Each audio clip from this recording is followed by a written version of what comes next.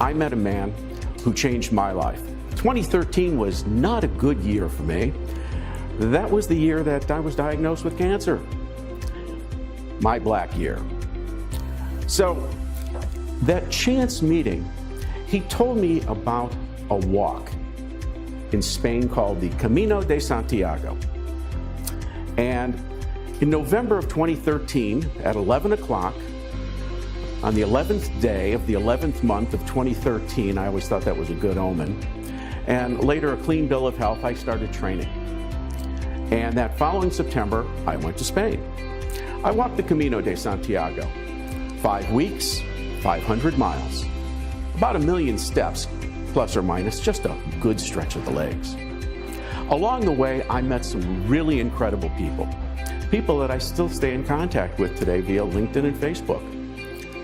What it did for me was it made me appreciate every person that I had met in my life and every person that I will continue to meet in my life. It changed the dynamic for me. See, when I was a kid, at one point, my grandfather lived next door to me. And one day he came over and asked my mother, hey, can I take Jim out? I want to show him some things he's never seen before. Well, mother agreed, and the next thing you know, I'm in his 1956 Pontiac Star Chief, and we're taking off to the Rod and Reel Club down at the end of the block. And there was this guy, he had this big hose, you see, and there was these fish coming out of the hose. And my grandfather went up to him and said, hey, Bob, where'd these fish come from?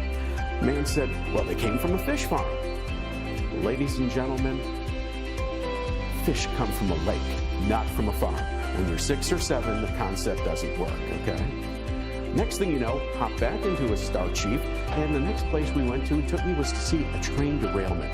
We get there, and there was these big piles of yellow grain strewn all over the place. It was out in Cherville, Indiana, and the grain was on its way to Chicago. He's walking up to people, going, hey, Bob, what time did this occur? Hey, Bob, anyone hurt? No, that's a good thing. We get back into his car. Next stop is downtown Lansing, Illinois, Gus Walk Hardware.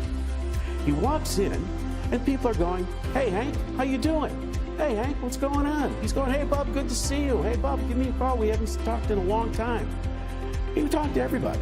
He introduced me as his grandson, and our day ended. He took me home. I walked into the house, and my mother said, well, hey, how was your day with Grandpa? I said to her, wow, Grandpa knows everyone, and everyone is named Bob.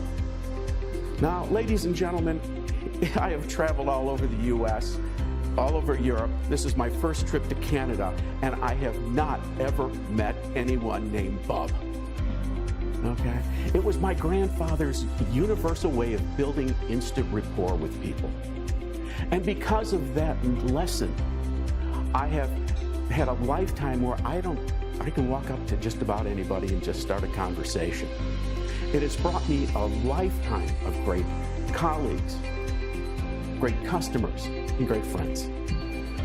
What I've noticed that's going on is isolation. Too many people, too many of us, and I'm going to generalize here, too many of us are kind of locked in a cubicle, locked in our heads, or the one that really gets me, we're locked in our phones. All we're doing here is looking. Posting memes and likes is not engagement. We're not talking to anyone. You have to go out and shake hands, interject a conversation with someone, and just get involved in the conversation. In corporations, they're operating in silos. You know, everyone's got their little agenda.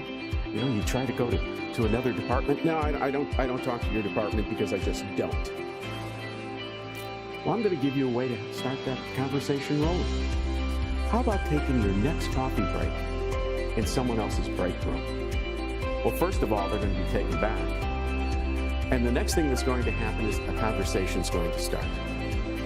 You're going to start interacting. Everyone's going to start talking. I want to talk to the influencers and the leaders in the organization. What can you do? In your next meeting, bring in your peers. Bring in Victoria from marketing and Brian from sales. Let them start talking. Watch the ideas and the innovation and the energy increase because they've started a conversation. The next thing that happens is that you have people that you can call on for help. When I need help, I'm bold. I just pick up the phone and I say, you know, you are the best person I could think of that could possibly help me with this. Well, two things are going to happen. One, they're going to help me. Two, they're going to tell me if they can't help me. Either way, I win. But the most important thing is, they feel good that Jim thought enough of them to pick up the phone and ask them for help. Today, when I was in the elevator in the hotel, I was going up to my room after breakfast. I was dressed like this. This woman said, well, you look very dapper today. I said, well, thank you very much. She says, big day? I said, it's a very big day. I said, how about you? She said, I have a big day too. So we get into the elevator. She says, so what do you do, Jim? I introduced myself.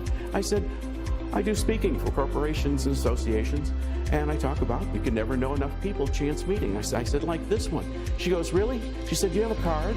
And I gave her one. I said, how about yours? I think can I use her name, Karen? I'm not going to use her name, but she did give me her card. She wants me to contact her. As my grandfather proved, and I invite you to learn, those chance meetings, you can never know enough people.